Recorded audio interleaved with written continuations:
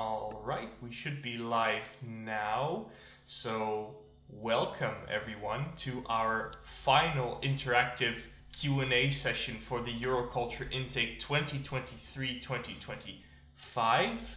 Uh, for those of you watching live, welcome. For those of you watching later, watching the VOD, also a warm welcome to all of you. So, this session will be a little bit different from some of the other ones you might find on our channel.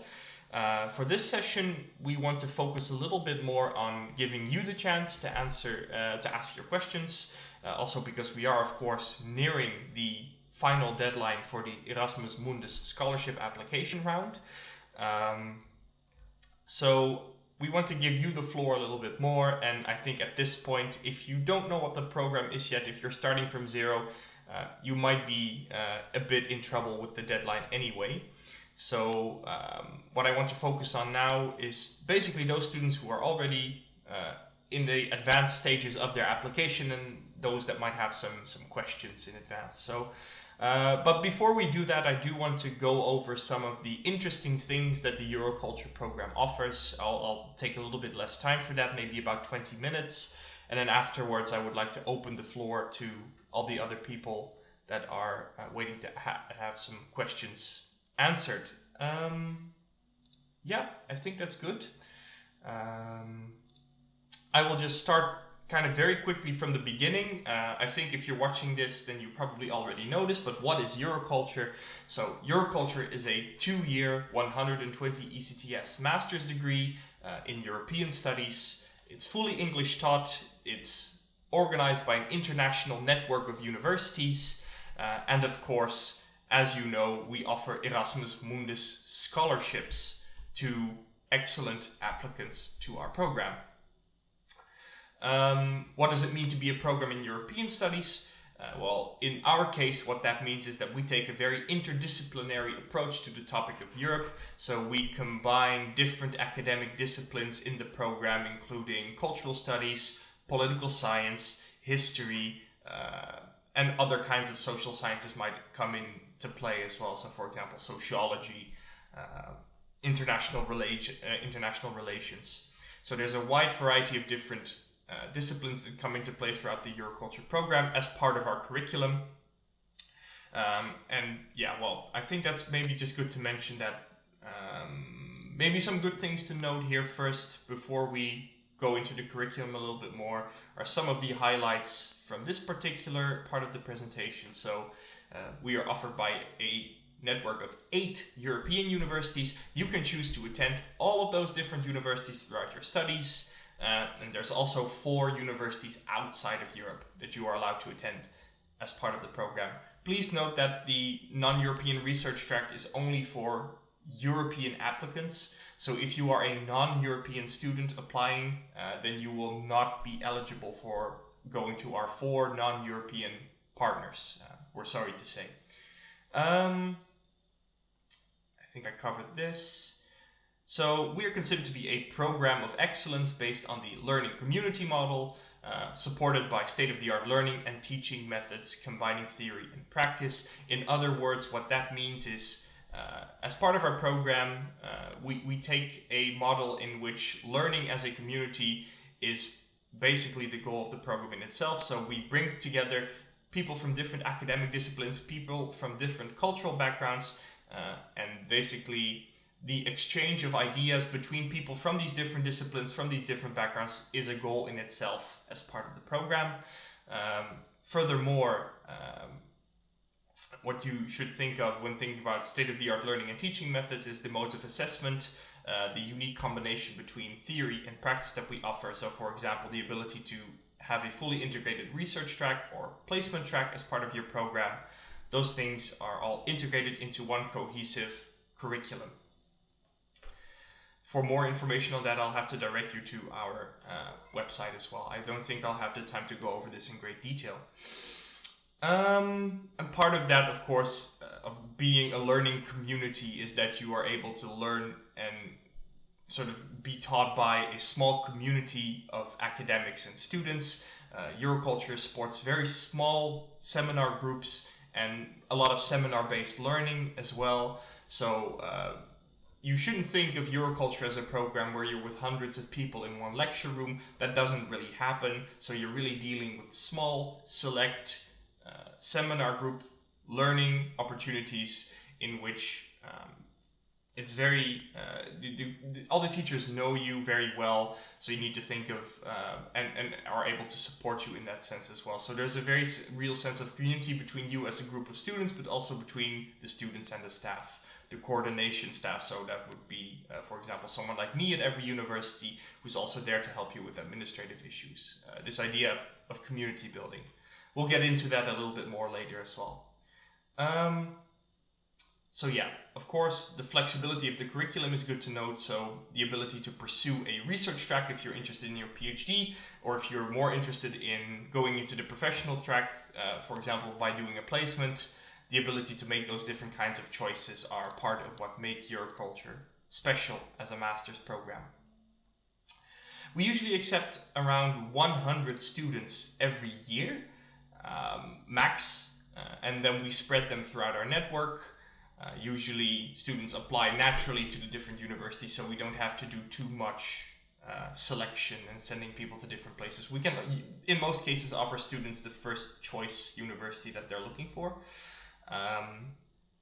Those students apply from all across the world, so that means that we really are dealing with a very international classroom. So, for example, I'm taking, because I'm based in the University of Groningen and work with the Groningen students, the group here, most semesters you have around 20 students and maybe between 10 to 15 different nationalities. So then you're really dealing with quite an international European and non-European group of students. We offer a joint degree, which means that you get a diploma from 2 different universities. Please know that it is not the same as a double degree. That's something that sometimes gets confusing, but a joint degree is 1 diploma offered by 2 universities, whereas a double degree is best considered as getting 2 different separate diplomas. So Euroculture offers a joint degree, which is a singular diploma that you get signed by 2 different universities. Euroculture has an intensive program at the end of the first year, which is definitely one of the main highlights of Euroculture as well.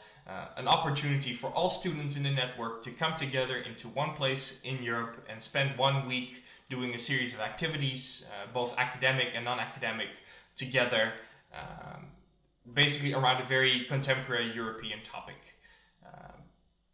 Definitely there's a gala dinner, there's excursions. It's a very, very interesting opportunity, I think, for students all across the world. It's good to know that we have our own student-run magazine, which you can already find online at any time over at theeuroculture.eu. Link will be found on our website. You can already just type it in your search bar and you'll find it. And we have our own alumni organization called Arete, which is basically generally meant for alumni to keep in touch. It's currently not as active as it has been at some points in the past, but we're making a fresh start with it very soon, so there will be more to come there in the future as well. And finally, what makes Euroculture one of a kind as well is that we generally have a very high employment rate shortly after graduation. Generally speaking, Euroculture graduates find suitable employment within 6 months after they graduate. 90% of our students, according to our 19 alumni survey, find employment within 6 months, but actually 70% already find suitable employment after 3 months. So what that basically shows you is that for a Master of Arts program, the employability rate is very high, which is something you don't always see in the arts and social sciences departments. I don't think we need to go over this too much, but it is nice to mention that Euroculture, basically what you can see from this slide here is that Euroculture is generally quite highly rated and positively evaluated by both alumni and the institutions that provide us with the scholarship. So the European Commission recognizes the success of our program and has labeled us a success story as well as a Master of Excellence. So I would just like to leave it there. So where are we in Europe? I'll try to see if I can zoom in a little bit more to make this clear.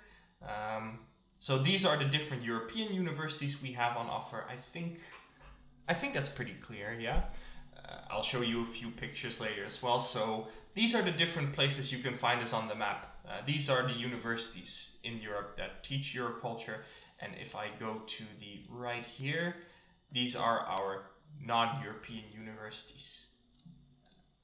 Let me just briefly go over them here. So we have the University of Groningen in the Netherlands. The University of Groningen is also where the consortium is chaired. What that basically means is that the organizational matters of the consortium are handled in Groningen. And then there is the University of Deusto in Bilbao in Spain. Then there's the University of Göttingen in Germany. The University of Krakow in Poland. One thing I should specify here is that we're dealing with the Jagiellonian University in Krakow and not the University of Krakow, because there's actually multiple in the region. So just to avoid confusion, we are partnered with the Jagiellonian University in Krakow. Then there's the University of Olomouc in the Czech Republic. There's the University of Strasbourg in France. There's the University of Udine in Italy, and there is the University of Uppsala in Sweden. So those are the 8 European partner universities you can attend. As I mentioned, and the mobility scheme is always a bit confusing, so let me just reiterate this. You can start at any 8 of these. I should correct myself here. 7, it's not possible to start in Deusto this first semester, but you can still go there for your second semester. But otherwise, you can start at any of these 8 different universities. You don't have to go to any one of them. There's no obligatory semester at any of the universities. And you need to attend at least 2 of them. So what that means is there will always be one mobility semester, regardless of what you do. So you will spend your 4 semesters, you will spend a maximum of 3 semesters at any university and a minimum of 1 at least 2 different universities. So you can, for example, just to make this a little bit more concrete, you can start at the University of Olomouc in the Czech Republic, then you have to go somewhere else for your second semester, but afterwards you can come back to Olomouc for semester 3 and semester 4 if you want, or you can go to a third university in your third semester. There's a lot of different possibilities, which makes it confusing but also exciting. If you have questions about this, never hesitate to ask us questions at euroculture@rug.nl, or find us at any of these universities' national websites as well to reach out to the local coordinator. You can also find the contact information and more details on each university on our website at euroculturemaster.eu. But for now, just like to leave this here. Otherwise, because we can spend a lot of time talking about the different universities, what makes them special, what makes them distinct in each way. But as I mentioned, I do want to focus a little bit more on dealing with questions that people might have in the room now. Right, so I do want to mention the curriculum quickly. As I mentioned, you need to go to at least 2 universities in Europe, and each semester has its own theme, is part of this sort of carefully designed curriculum. So each semester comes with its unique approaches to what you're learning that semester. So in semester 1, your focus, regardless of where you go in Europe, so that's good to mention here, that each university offers all semesters of this program. So what that means is that you can take your foundational courses your first semester in Spain, but you can also take those in France, you can also take those in Sweden. And that goes for every semester. So the choice of how you want to fill that in is up to you. In the first semester, regardless of where you go, you will be focusing on foundational courses and transferable skills. And what that means is essentially, because most of you will be coming from very different backgrounds. Some of you might have a background in international relations, others might have a background in linguistics, others might have a background in literature, others might have a background in history. Which means you come into the program with a specific disciplinary perspective. The first semester is about expanding that horizon and giving you a crash course in the many different aspects of European studies that we proposed earlier. So that basically that includes a crash course in European history, a crash course in European politics, a crash course in European society and culture, and a crash course in the legal structure of the European Union, depending on where you go. These different elements all come into play in the first semester. In addition to these sort of content courses, there's also a focus on transferable skills. We have what we call the Eurocompetence modules, and in these different modules you'll be focusing on general academic skills. Some of you might be much more experienced with academic writing than others, and the first semester is also meant to bring you up to speed if you don't have that level just yet. So for example, an example that we get sometimes is students that have a bachelor's degree from Italy are not so used to academic writing as a student coming in from Germany or the Netherlands. So there is a kind of difference there in how academia as a culture is approached, and to account for that difference, we have a course in transferable skills called Eurocompetence. But it's not just about academic writing. Eurocompetence 1 is also about presentation skills, debate, etc. Learning how to sort of embrace all the different aspects of academia, not just the writing aspect of it. So that's the first semester. In the second semester, you will follow a series of specialized seminars, a course in research methodologies, and a course on project management. Again, just to restate this is always going to be the same general structure with a difference in emphasis depending on the universities you choose. And the differences come into play in the specialized seminars here. So what I mean by this is each university offers specialized seminars, but depending on the university you choose, there might be different topics. So let's take an example here. For example, that's the Czech Republic, Olomouc. Olomouc has a focus on history. Euroculture program is based in the history department there. What that means is that they have a series of specialized seminars on the history, for example, although this changes every year. So their emphasis does also change. That's also why we don't have very precise details on our website. But essentially, they will have specialized seminars that revolve around themes of history in Central Europe, whereas that might be different at the University of Göttingen, which might have specialized seminars related to their partnership with the University of India in Pune, for example, or with the US, which is a characterization that the University of Göttingen has. So that's kind of their profile.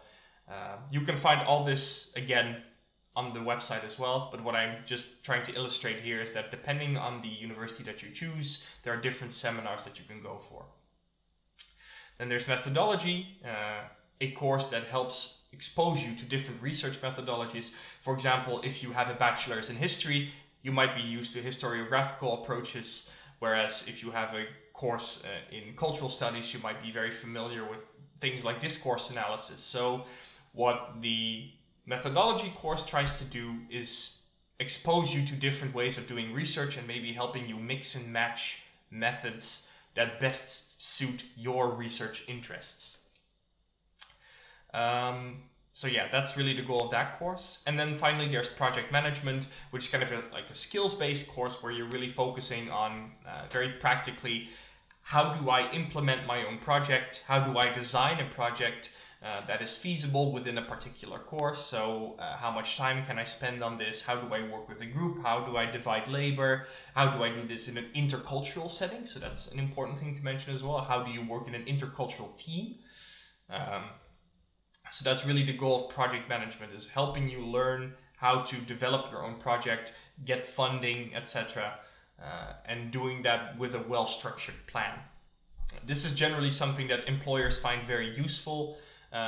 This is also something that if we as the program get calls, it will oftentimes be about project management. So employers that are finding Euroculture students tend to be very interested in, what did they do in project management? Why is this relevant or interesting to them? So that's just something that's good to mention as well. The intensive program, I'll go over that later. Maybe if we get some questions about it, I can go into more detail, but it's your chance to meet the entire cohort. So as I mentioned, there will be 8 different groups starting at 8 different universities, all doing the same program in parallel to each other. And at the end of the second semester, they will all have the chance to come back and meet each other.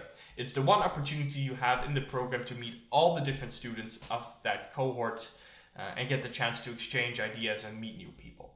Very exciting opportunity. Year 2 is a little bit more complicated because the Euroculture curriculum is very flexible, meaning that there's a lot of different choices in places to go, but also in things to do. And in the second semester, that's where you can best see this. Basically, in the third semester, you have 3 choices you can take. You can choose to pursue our research semester with one of our European research universities. So this would really mean, depending on the university you go to, working on an existing research project and developing your research skills. In some cases, this can really mean like a research internship. So this might also entail like actual academic output at the end. What I mean by this is that it is very possible at the end of your studies here that you will get something on your CV before you even finish your master's, which is definitely something that if you're interested in pursuing research, that's definitely a good thing as part of the Euroculture program to strengthen your CV, to prepare yourself for a PhD application, so you can show that even during your master's you are already actively working on research as you go. On the other hand, another reason many students tend to join the Euroculture program is because we have a substantial work placement track. So the first was called the research track, the second is called the professional track, colloquially known by students, the professional track or the placement track, which is the track that revolves around you finding a placement or an internship with a European institution or a European employer that is in themes related to the Euroculture program. So that's very broad. You are independently asked to look for your own placement, but the Euroculture program will support you. We have guidelines, we can provide you with letters of reference, etc., etc. We can give you that information and help you as a university. I should note there's also Erasmus grants available in most universities for doing an internship, so that makes it financially maybe a bit more interesting as well. And finally, so aside from either pursuing a research track or a professional track, it is also possible to pursue one of the integrated third country placement tracks. So that would be the research track with one of our non-European universities. So for the third semester, you can also go to the US, to Japan, to India, or to Mexico with the universities we mention here. And these 4 universities all offer an integrated placement track that really is meant to you are treated as a guest for that at that university's academic culture for that semester.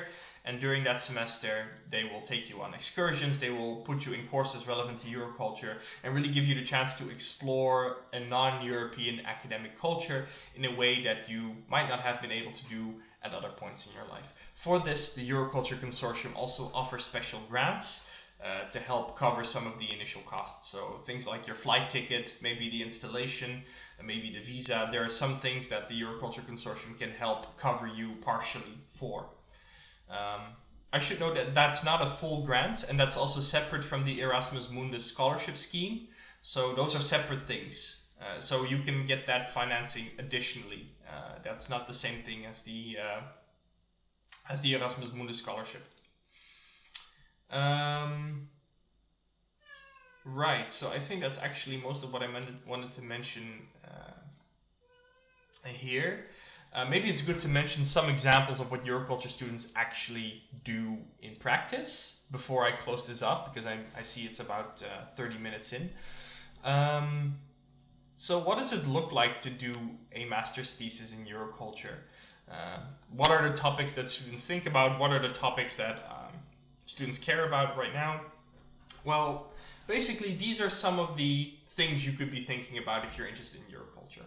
So maybe how the European Union is part of a global context, So you might be thinking very institutional politically. So conflicts of interest in the appointment processes of the members of the European institutions, European Commission, and the European Court of Auditors.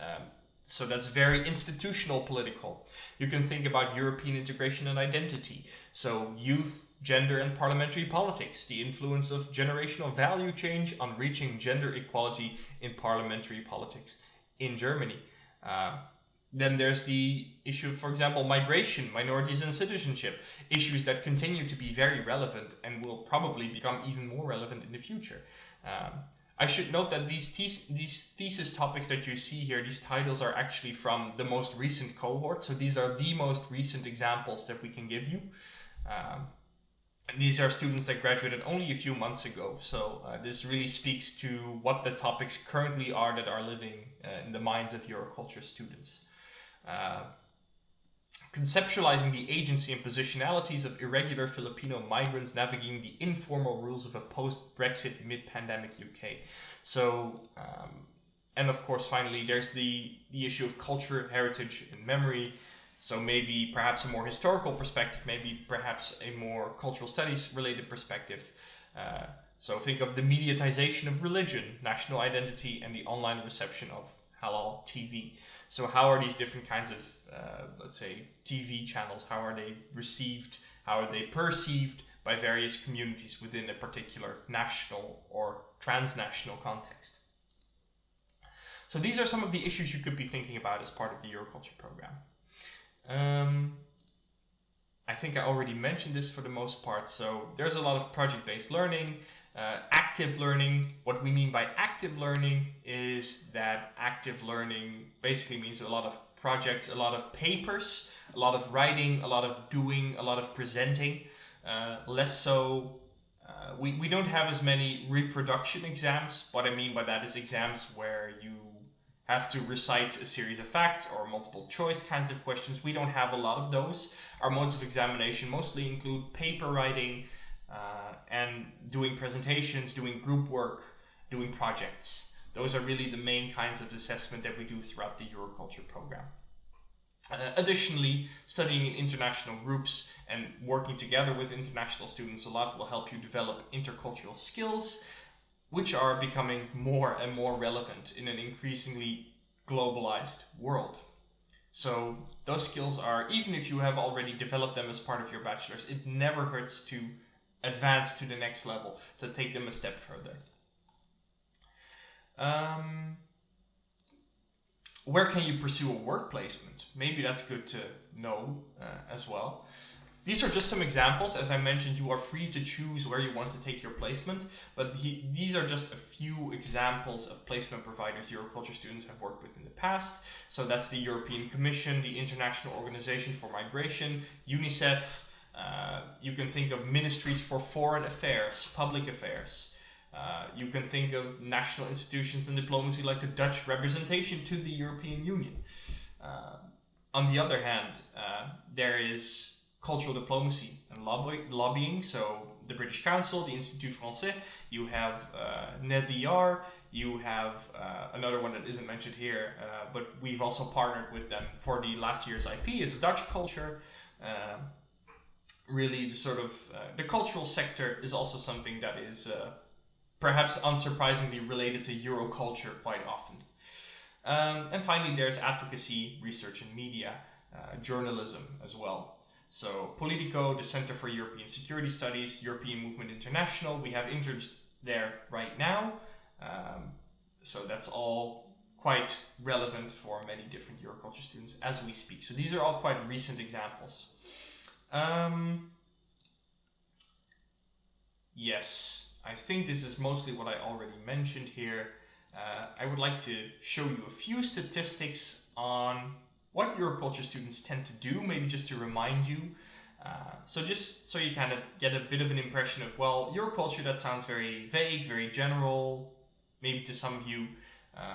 What do we actually do? What does a Euroculture graduate end up doing? What is the profile of a Euroculture student? Well, this might help give you some kind of indication of where we're going. So about a quarter of our students ends up in politics and international relations. About 20% will go in the direction of education, so that includes higher education of all kinds. So that might include a position like mine, an administrative position, but it might also mean a PhD position. So basically working with a higher education institution is more or less the category of education. Then there's arts and culture. Think of working with musea, working in the cultural sector. There's communications and media. So because Euroculture students tend to focus a lot on these soft skills like project management, learning how to present, learning how to write very well, that makes them very well suited to these kinds of communications positions because they know how to express themselves quite well, which is very convenient when you have to do communications work. Another big category here is consultancy, marketing, or PR.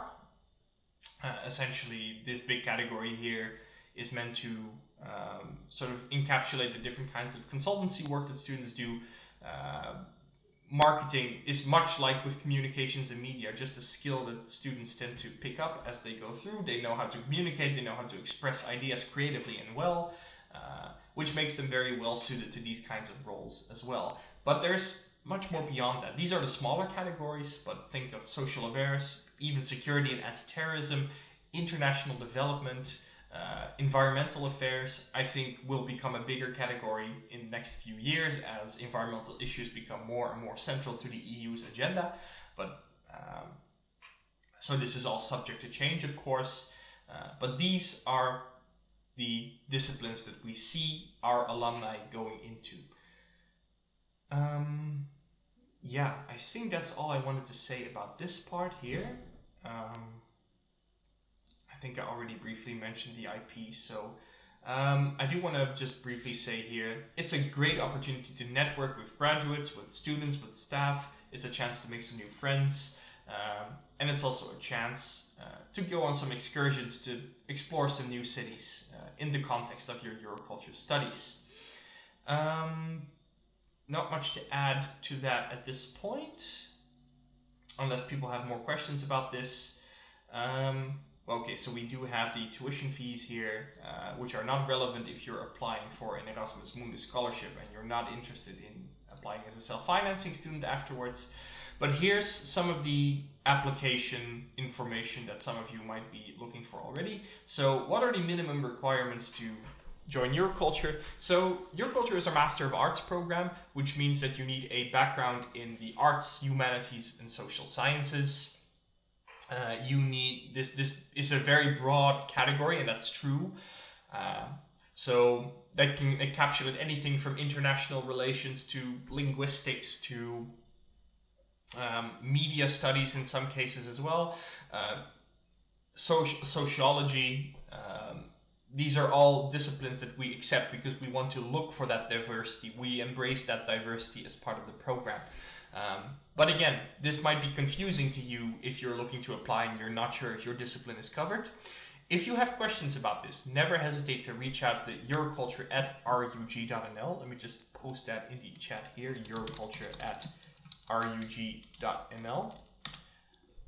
If you go to that email address, you'll be in direct contact with me, and I will be more than happy to ask and answer any questions that you might have. Then there is the matter of English proficiency. So this is something that students tend to be quite interested in, especially the exemptions. Basically, we require that Euroculture applicants, because we have to do so much writing, have to do so much thinking in English, you have to do so much presenting in English, speaking, communicating with your students, with fellow students in a day-to-day basis, having to operate in various national contexts. To be able to do that, you need to have a good understanding of the English language. And what this basically means in practice is you need to have around C1 level. We accept different test results, so TOEFL, think of IELTS as well. We accept those different kinds of tests. The minimum scores can be found on our website, but there are some situations in which you might be exempt from the language test as well. And let me just clarify those exemptions as we go. If exemption 1, if you studied your entire bachelor's in the English language. You do not have to submit a test result. Instead of a test result, you need to submit a document that clearly states, explicitly states, that the entirety of your bachelor's was taught in the English language. If that is the case, then you are exempt from the test and you don't need to take a test. Because basically, if you can complete an entire bachelor's degree in English, then we believe that your proficiency is sufficient. The second exemption, if you spent at least 12 months, so 1 academic year, an academic year is sometimes less than 12 months, but let's say 1 academic year in a university where English is the native language, and you studied there in English. If you did that for an entire year, then you are also exempt. So this is good to clarify. What that basically means is only if you go to, let's say, England, if you go to the US, where really English is the native language of the country, and you spend a full year there, that's the only case in which an exemption is allowed. For example, in the Netherlands, I take an example where English is a well-spoken secondary language.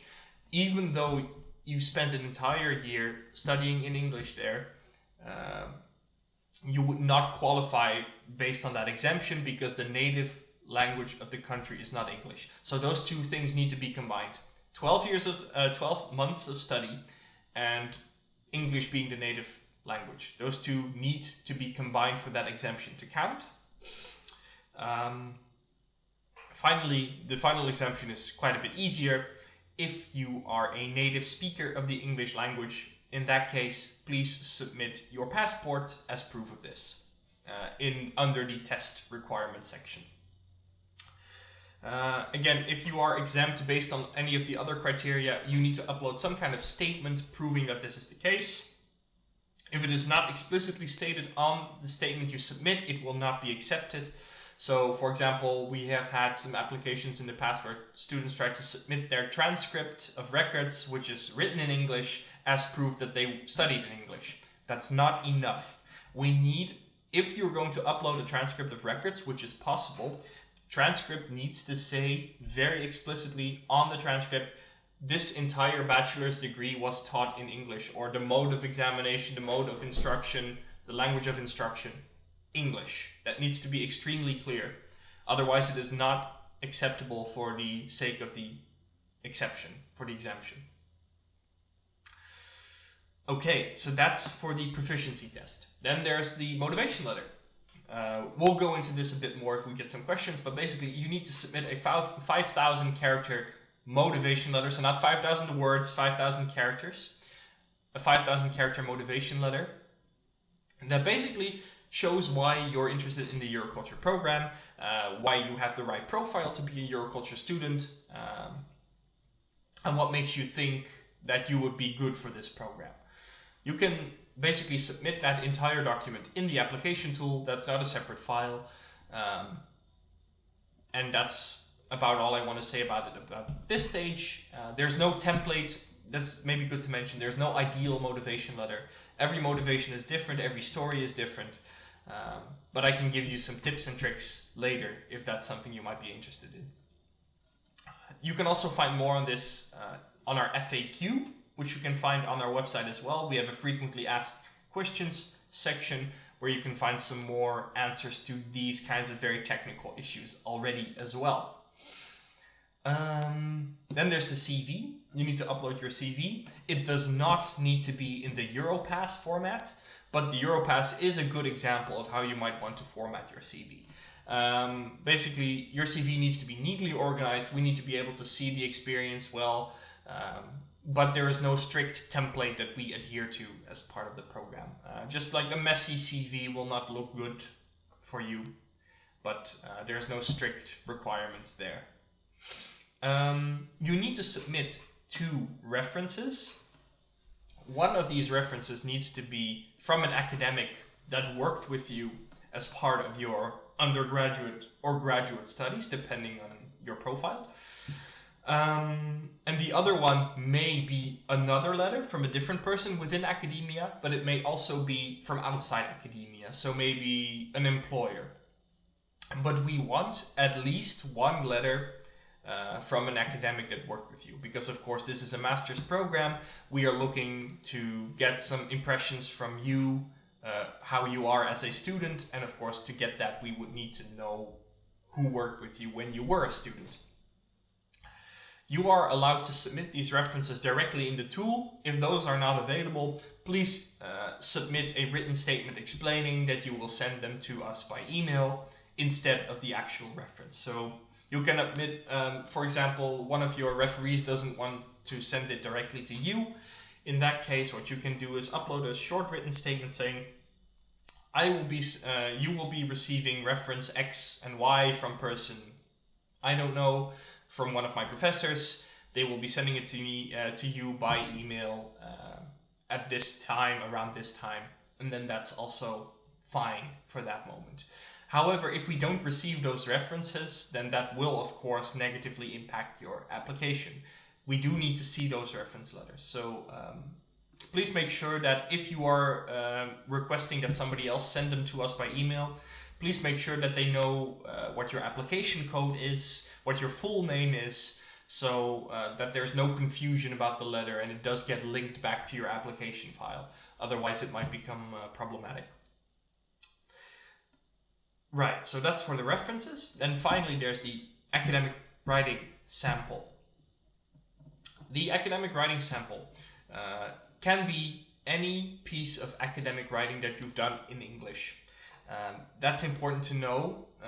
The academic writing sample should be, wherever possible, in English. If you have not studied in English for your BA and you submitted a test result, then you might, for example, want to submit your bachelor's thesis in your native language. That is allowed, but then you do need to additionally write out a short summary of the paper in English. So we still have some indication of how you write in the English language.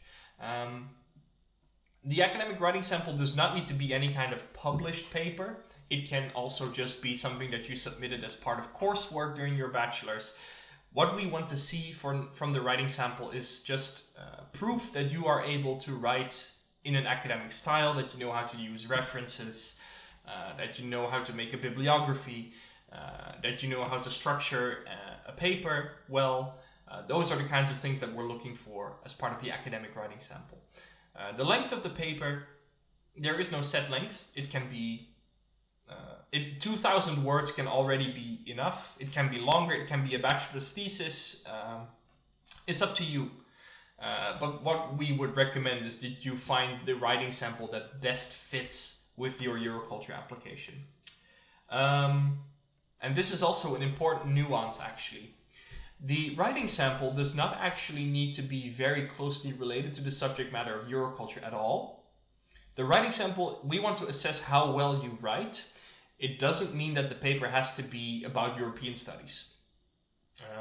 For example, if you've written a very nice paper about, I don't know, a literature analysis or something that doesn't seem all that relevant to Euroculture, please focus on that. The focus of the academic writing sample should be how well you write. The contents are of secondary importance to that goal. So if you can show that you write well, it doesn't really matter if the paper is very closely related to Euroculture. Although, of course, in an ideal world, there would be a paper that very closely lines up with the subject matter of Euroculture already.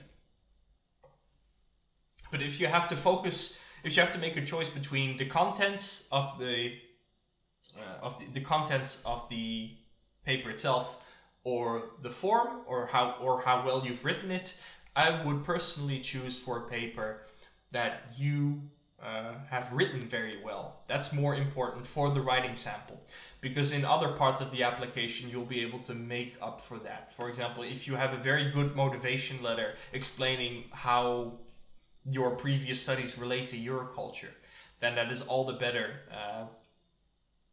So that's something to keep in mind as well, is that one part of your application might be able to influence another part. It's really about getting a full picture of you as a student and seeing how that picture might be suitable or not so suitable for the Euroculture program. The deadlines here are misleading. These deadlines are for self-financing students, so that's something we should probably change in the slides at some point. The deadline for the Erasmus Mundus scholarship is and remains January 15, 2023. only complete applications will be accepted. What that means is only applications that have managed to submit all the required documents. Any missing documents will mean that we cannot consider your application for the scholarship. So please make sure that you double check all your uploads, that you followed our submission checklist, which you can find on our website. Basically make sure that you followed all those steps, because it's very unfortunate if we have to discard your application because maybe you forgot to upload something, or because you uploaded the same document twice, for example. That happens sometimes. That's very unfortunate. So definitely just take your time before you submit, think about it carefully, and then only then submit the final paper.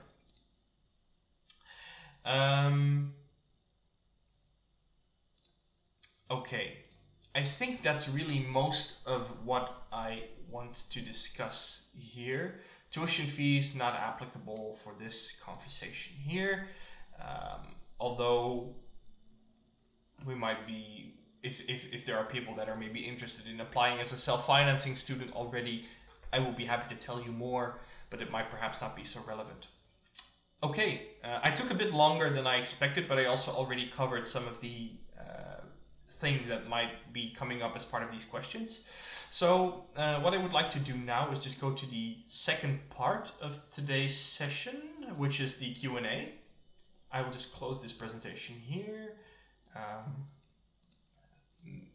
Bring myself up to full screen here. There we go. Yeah. Okay. Let's just move this over here. Okay. All right. So, in that case, welcome everyone to the Q&A section of today's session. I am joined today by Julia Meyer, who I think might have turned her camera off for this part of the presentation. Julia, are you still here? Yeah. Yes, I am. Great, thanks, Julia. So Julia is a student ambassador for Euroculture in Groningen right now. Maybe you'd like to introduce yourself. Yeah, sure. Hi, Happy New Year. I'm Julia. I'm currently doing my research track in Groningen, and I spent my previous semesters also in Groningen and in Göttingen in Germany, and I will be here for the fourth semester as well. So I'm currently getting started on my thesis. Yeah, I think that's sort of the most important things when you ask a Euroculture student about themselves. Great. Thanks, Julia. And I think there was a question in the chat, but you sort of answered it already. Sure. I'll check it out. Let's see. Okay, so I see one question right now. Yeah, I'll just answer that first. So Ilem asks, hello, I've already submitted my application and I want to know if it is possible to resubmit my language test or proof via email.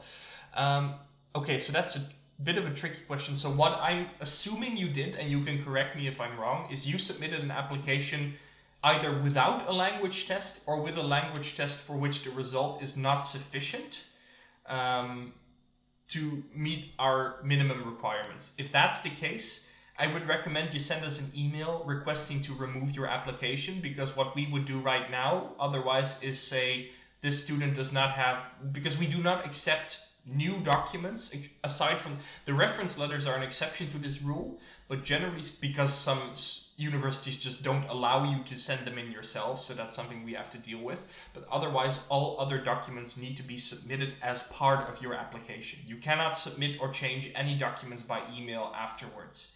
So what I would recommend in your case is email us with your application code and resubmit your application before the 15th with the new result. Otherwise, we will discard your application. Yeah, so that's very good that you asked that question, because otherwise I don't think we would be able to do much with your application, unfortunately. Yeah, especially when it comes to the language requirement, we are quite strict. It's quite important that we do this carefully, because in the past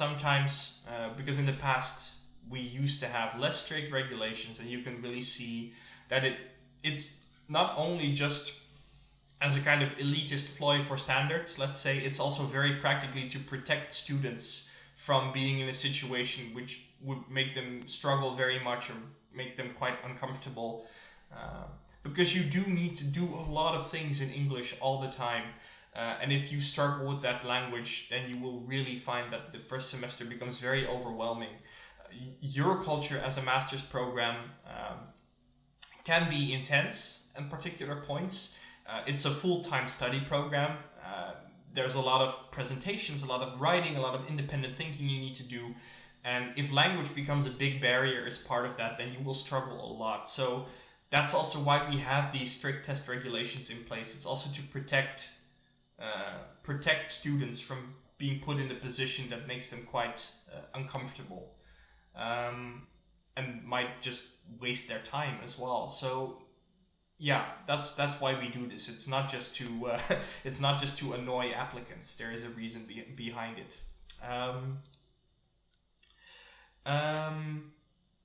Okay, Celine asks, I was wondering if any other English test like EF or Duolingo is acceptable, because I don't have a TOEFL or IELTS result. Okay, it's a good question. We only accept the test results mentioned on our website, and we only exempt, so make exceptions for, students that meet the specific requirements we formulate on the website. Much again, it's related to my previous answer, is we want to make sure that your English is up to par, and there right now aren't that many tests out there that prove this sufficiently.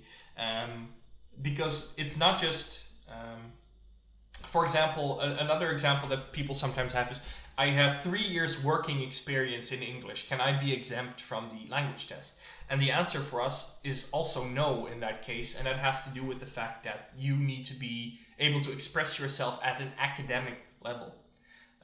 So what that means is it's quite possible to work in an English-speaking context, but not have to meet the same difficulty standards as you would have in an academic context. So it is more difficult to write an academic paper in a language than it is to talk about the weather. Basically, that's what I'm trying to get at here, is that there is added complexity to studying in English, to studying and working in an academic context. So working experience is not enough. Duolingo tests, while they might be indicative of a particular skill level, are not good enough as a certificate. So you would need to certify your English skills in some formal way. Otherwise, we would struggle with accepting that. So no, EF or Duolingo are not acceptable. You really need to meet the criteria we formulate on our website. Okay, I have a master's degree which was taught in English. I submitted this diploma as a proof, but when I watched your presentation, you mentioned that I need a certificate of language instruction. Okay, very important nuance here, Ilem. Good question. Does the diploma state at any point in the document that your degree was taught in English? That's the crucial thing here. Because if there is a statement on the diploma somewhere that says this degree was taught in English, then it does qualify. If your entire degree, master's degree or bachelor's degree, was taught in English, then you don't need to submit any other documents. But if it is not on there explicitly, if it doesn't say this program was taught in English, then it is not acceptable. In that case, yes, I would recommend what you mentioned as part of your second comment, which is if you now have this certificate, I would recommend that you email me and I will remove your application and you can reapply with that certificate, because otherwise it will not be accepted. Hope that answers your question. Okay, so let's see. While we wait for maybe some more questions, I'm not sure if there's any follow-up questions here from the audience. So maybe it's good to mention a little bit about the conditions of the Erasmus Mundus scholarship. Specifically, what I want to talk about here is the application based on the diploma. And why you need to have provided your diploma by January 15 as opposed to a later date. Because, for example, this is important to mention. If you are a self-financing applicant for the Euroculture program, you have a lot more time. You can submit your documents quite a bit later, so a self-financing student can submit their diploma in August, can upload a statement of graduation in May, March even, so you have a lot more time as a self-financing applicant. But as a scholarship applicant, why do you need to submit everything by January 15? There's a very practical reason for that, and that is simply that we need to take care of a lot of logistical issues before we can award someone with a scholarship. We need a lot of time to prepare the documents, we need a lot of time to prepare, get approval from the European Commission, we need a lot of time to actually go through all the applications and submit them in good order. And what we want to have made sure in absolutely clear terms is that you are at least ready to start. That's very important for us. We want to have an applicant that we will not run into any unexpected surprises with. Basically that they suddenly, it turns out, oh yes, well, for example, we've had a case years back where an applicant had everything finished except for one course, and we said, okay, well fine, you just have to do one more course, that's fine, we'll accept your application for now, and you can just finish that before you start the program. Trouble is, however, that they failed the course again, meaning that they couldn't start, which means that we do all the preparation work. Let's say, think of, we prepare the scholarship documents, we do all this preparatory work, and then the student still doesn't manage to get everything ready in time, and that's a huge investment for us, and then that makes it very difficult because there might have been somebody else at that time who did have all the other documents ready. So in that case, we just like to choose for that certainty now. That's why we choose for this particular path here. Okay, Ilem says, I was majoring in English literature and cultural studies. Well, this is interesting. I would still ask for a certificate here. Why? Because depending on the academic culture, some programs in a particular language are still not actually fully taught in that particular language. So I'm just thinking of examples here. I know that there's some, I think, programs in either Africa or Asia that don't actually fully teach that program in the language that it's about. So you might, for example, have I'm just using, this is a made up example, you might have a Russian course that is actually taught partially in English, for example, because it's introductory. We only apply the exemption to situations where everything is fully taught in English. So full English teaching. So we need a certificate for that. And that's very specifically to avoid situations where there might be one or two courses that aren't actually taught in English, even if the subject matter of the program is English language. So that sounds a little unfair, or let's say overly complex, but you do actually, even if you studied English, you will need to provide some kind of proof that the entire program was taught in English. Yeah, so if you have some kind of certificate, I would definitely recommend that you upload that instead. But you can email me about that later and I'll be happy to see what we can do. Lay Nicole, hi Lay. I recognize, I've seen your name a few times. Hi. Hello, I've already submitted my application. Since my thesis is already in English, I left the thesis summary section blank. However, it says that I cannot leave it blank. Would it be okay if I put it NA? Yeah, that's fine.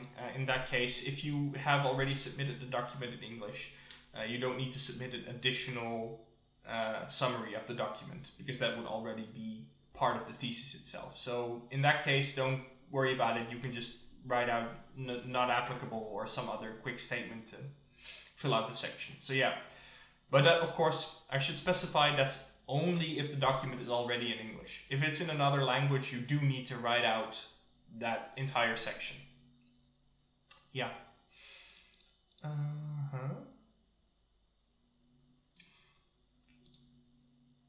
Yeah, okay, maybe I can briefly go back to the issue of the diploma and what needs to be submitted before the 15th of January.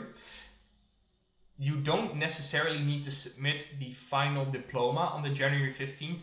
What we need at the minimum at January 15th is a certified statement that shows you have completed your undergraduate studies. So for example, there's a lot of cases where maybe someone finished their studies in December, but they won't get the diploma until, I don't know, March.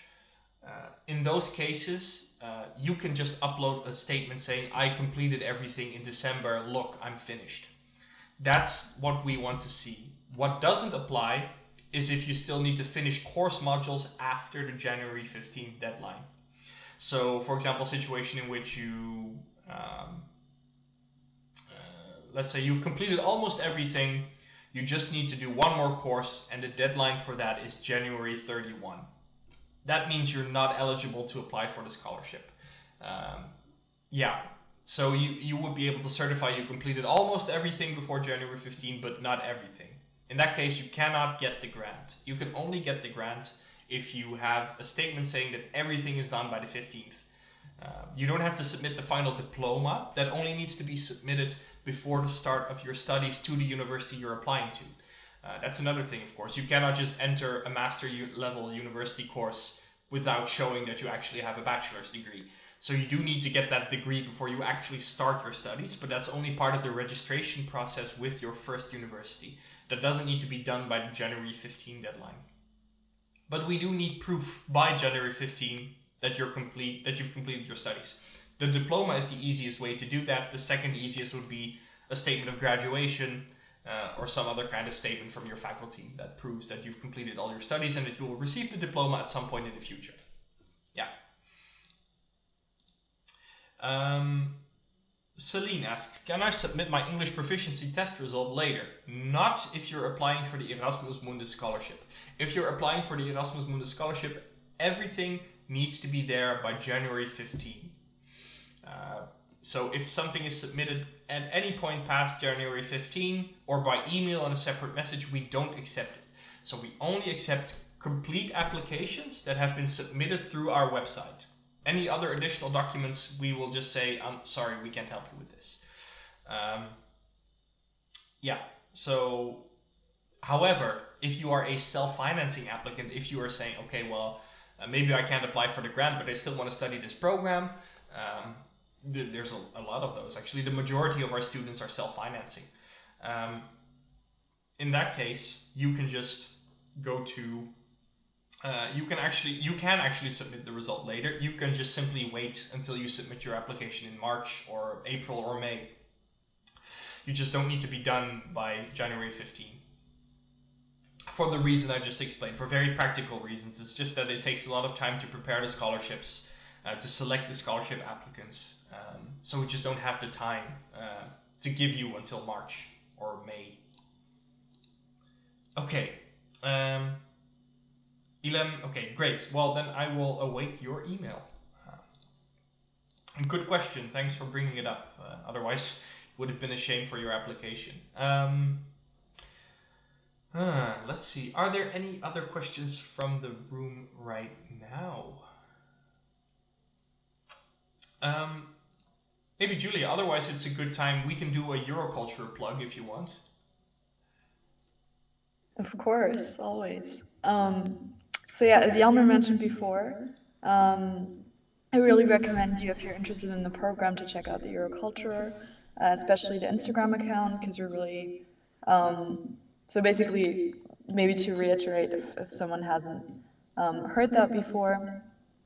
So the Euroculture is basically a magazine that is run by students, for alumni, for anyone who's in the Euroculture consortium, but also everyone who's interested in the Euroculture consortium. And what we're doing is we're publishing articles about not only Euroculture related matters, but also current affairs. And as I mentioned, especially on Instagram, we're really trying to give sort of an inside look into what it is like being a Euroculture student. So we're doing at the moment we're doing a few like takeovers where current Euroculture students are sort of taking you with them throughout their day while they're doing an internship or while they're doing a research track, just so you can kind of see what it's like studying Euroculture and what options there are for you throughout the program and after the program.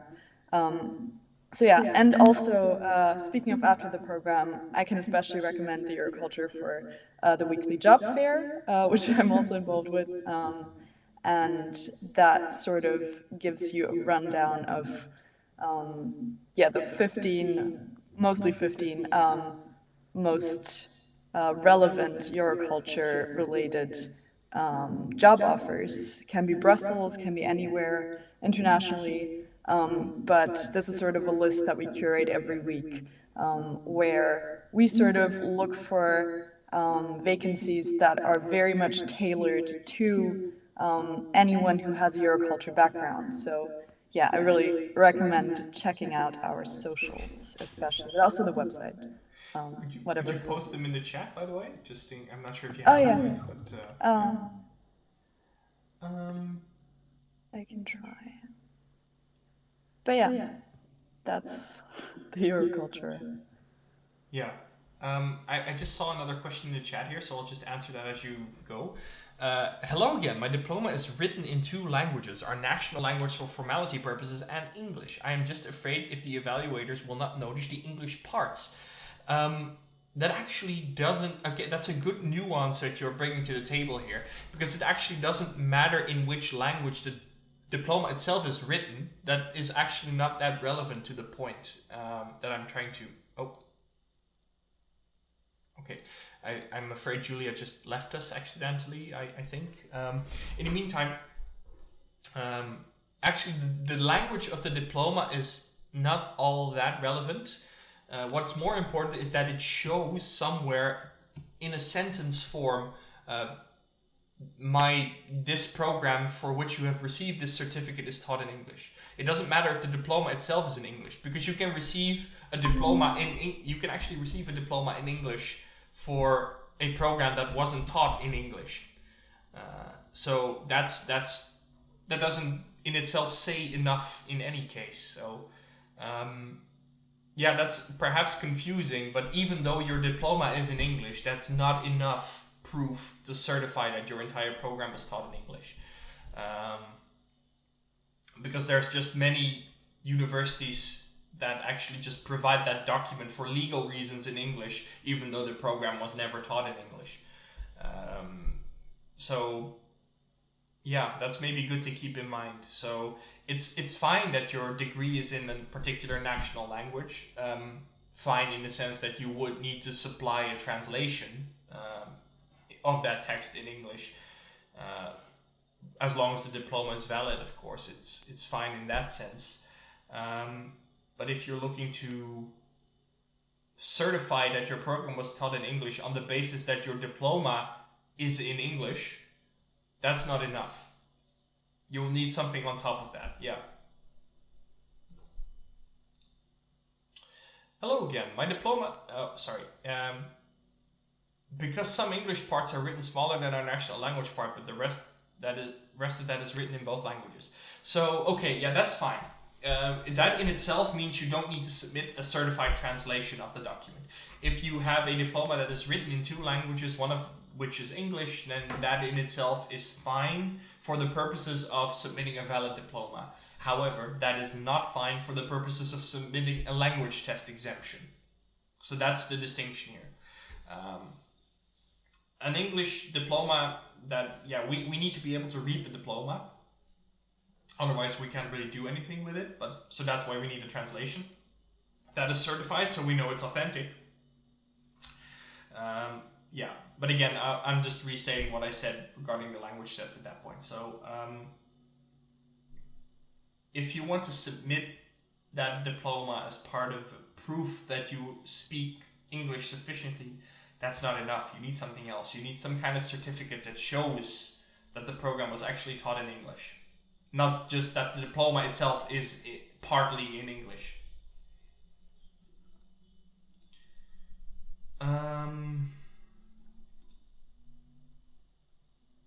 All right. So let's see. So there is we did our Euroculture plug, so that's good. Definitely recommend that you check that out because the students this cohort are doing an amazing job with it. They're really expanding what it means. They're making it, really highlighting, I think, some of the things that make Euroculture a very special program, in the sense that there's a real sense of community that exists between students, the ability to build lasting friendships, and also the ability to stay in touch after the program, during the program, with current and past students. So you really get a sense of this is one of my peers. I myself was a Euroculture cohort, was part of a Euroculture cohort and started in 2018. And back then, actually, one of my peers made the comment when we came to Brussels for our trip. Oh my goodness, Euroculture! It's like a cult. They're everywhere, and that's kind of like it's Euroculture, not Eurocult, but yes, we are very well represented across Europe. We're quite well known with many European institutions, and generally speaking, many placement providers are very happy with the internships, with the interns that they get from our program. Uh, so that also we have a few placement providers every year that just come to us with vacancies. They're like, yeah, hey, we know your Euroculture student just left. Do you have another one? We could use another one. So that's in some cases some of our partners as well. They're always looking for new interns, and we're always happy to keep that connection. And oftentimes you'll find that it's actually Euroculture alumni that are working at these different institutions as well. They think, hey, well, I now work at this place, we need a new intern, let's recruit with Euroculture. So that sense of community, that sense of looking out for fellow Euroculture students, that is there. That does exist. That's also part of the alumni network. If you might recall, I mentioned that at some point on the slides, the Arete organization. It has more than 700 members on Facebook. There's quite a lot of them. Right now, we are looking to revitalize it a bit. It's become a little bit less active over the course of the COVID pandemic, which is a shame because it can be quite a useful tool, but it's already, what that just means is that network is there, that Euroculture reference is there, and it's something that you can just take with you throughout your professional life. I see no other questions at the moment. Maybe Julia, do you have something you want to maybe add here? I mean, I think you've already given a pretty good overview, to be honest. I mean, I can just say I personally, and I'm not paid to do this, but I personally really recommend the program. I think maybe one aspect that Yelmer hasn't mentioned yet, or hasn't emphasized enough yet, maybe, is the fact that you can really make the program your own. Not only through the choices that you make every semester, but also just in general. I think it's very good to know that from a Euroculture student's perspective, you are, or in my opinion, and also from what I heard from my friends, you really feel like you're listened to in this program. So what that means is that you can, the professors are very open for any ideas. You're constantly being asked for feedback so that the program can improve. We're currently working on project groups, which have been in place for a few months now, which have been created during the last IP in Poland last summer. And so yeah, it's really kind of a constant process of trying to make the program better for staff, for students, and I think that is really a valuable thing that a lot of other programs that I know of maybe don't have. So yeah, I think it's a really positive thing. So it's a small program. It's very, there's a big degree of like familiarity between students and staff members, professors. So yeah, I'm really glad I chose this, and I would really recommend you apply. Thanks, Jude. I think that's a good thing you highlighted there, especially this. I think I mentioned this in one of the previous presentations as well. But this idea that your culture is kind of like in dialogue with its students and is kind of like changing constantly. I think that's a very good point to highlight, and that's also part of what you might have noticed throughout these presentations is that it's actually very hard to give you like one sentence summary of what your culture is like. And that's a complexity that we're doing our best here. But the problem is basically Euroculture is a collection of stories, essentially. Many different stories, many different choices that people have made. And it's very hard to give you kind of a very simple explanation of what that looks like in practice. It's Euroculture every year, basically, it's 80 to 100 different academic journeys going in different directions, different places in Europe, with different emphases and focuses. All we can sort of distill from that are these general themes like, hey, yeah, we have students that like history, we have students that like cultural studies, we have students that like international relations and politics. We can sort of we can find trends, we can find patterns in what our students do, obviously. But to sort of give this quick explanation of like, this is what it's like, that tends to be tricky. Also because, like Julia said, we are constantly changing, evaluating, thinking about what we could be doing different, how we could become more current, how we can stay up to date with changes. So that sometimes includes the curriculum, right? So sometimes we want to update some materials, sometimes we want to update, sometimes we want to actually update how a particular course works. Sometimes we want to update particular elements of the entire program. So think of maybe introductory materials.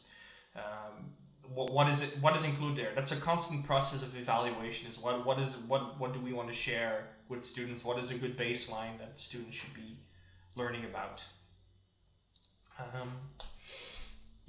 I'm thinking one thing we could maybe. Yeah, the thing is, Julia, this is a problem you highlighted before. Is our Euroculture journeys are very similar. And also perhaps less adventurous compared to some of the other options that are out there. But one thing I could just mention. Okay, so maybe that's just a good point to mention.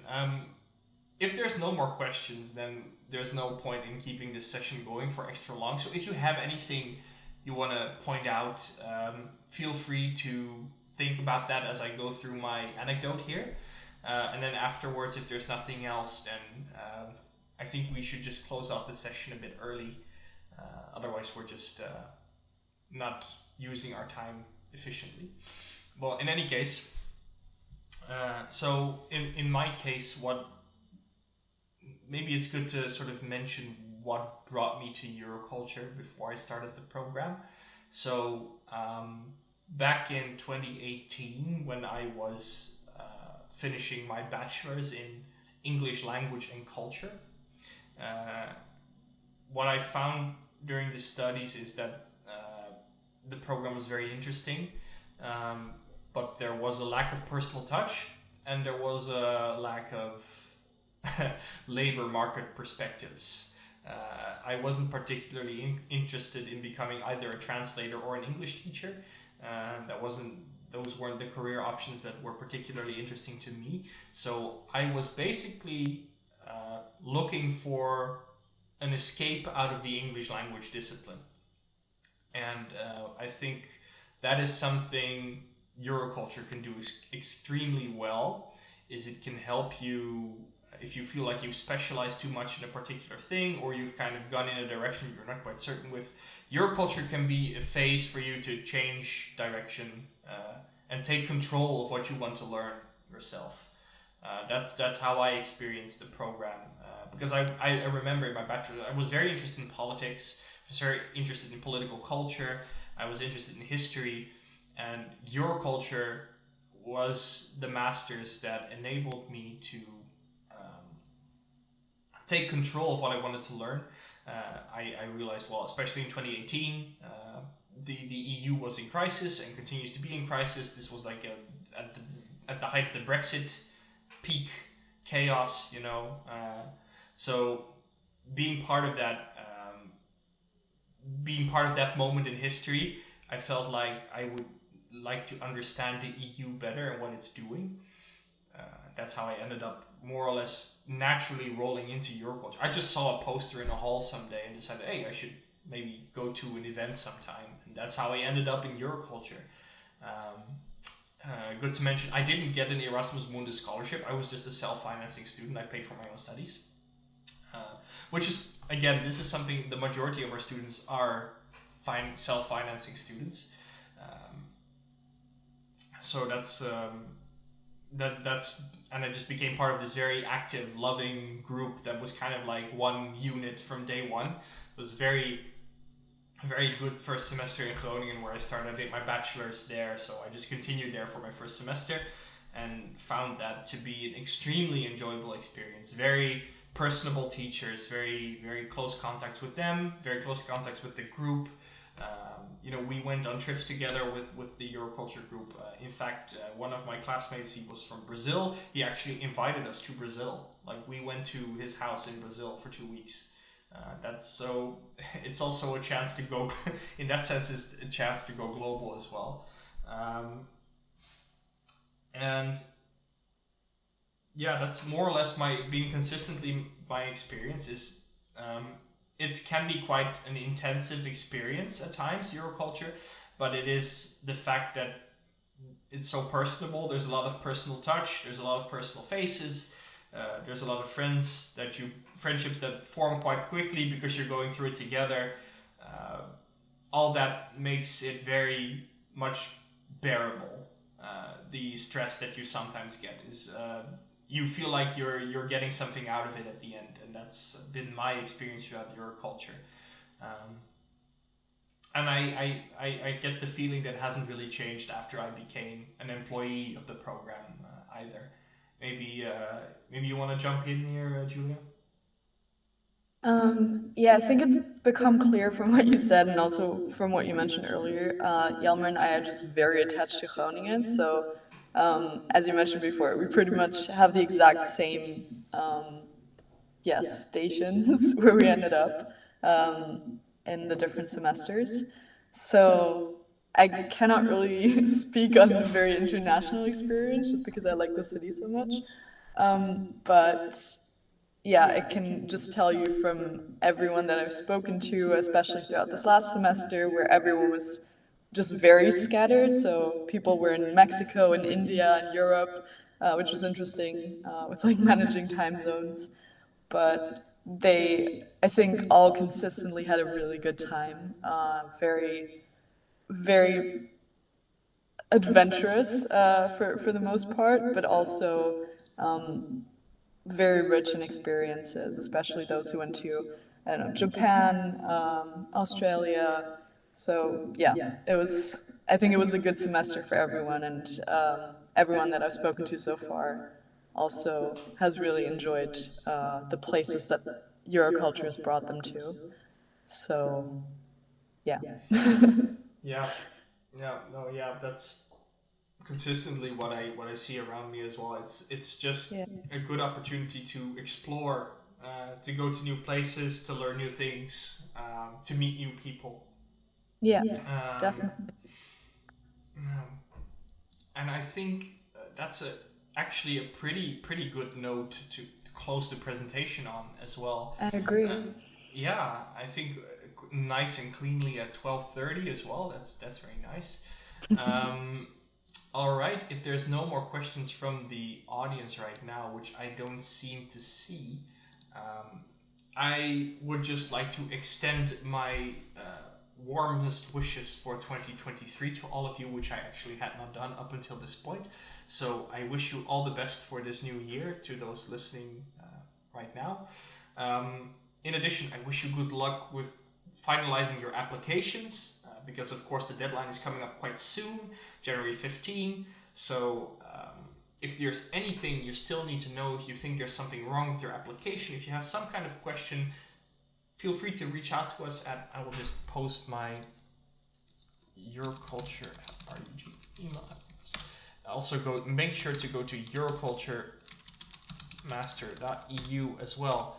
because there's a lot of information on the website that you would already be able to find before you ask any questions. But always feel free to ask. That's what we're there for. We're always happy to talk about Euroculture and tell you more about what's going on. If you really want to know more about like the student perspective and what's actually going on, Euroculture.eu is your go-to. That's where you can find the stories, the anecdotes, the journeys that people make. Because like we mentioned before, Euroculture is this collection, this assembly of different stories, different people from all kinds of different places in the world. And that's one good place where you can get an impression of what those stories look like and what those stories might entail. Big thank you to Julia for joining me. I think most all of these sessions, if not all of them.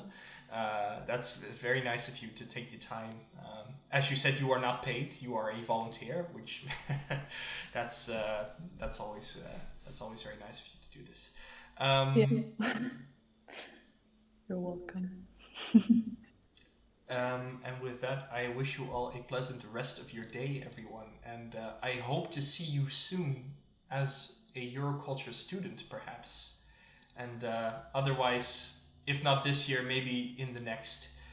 Thank you all for joining, and goodbye. That's all I have for you today.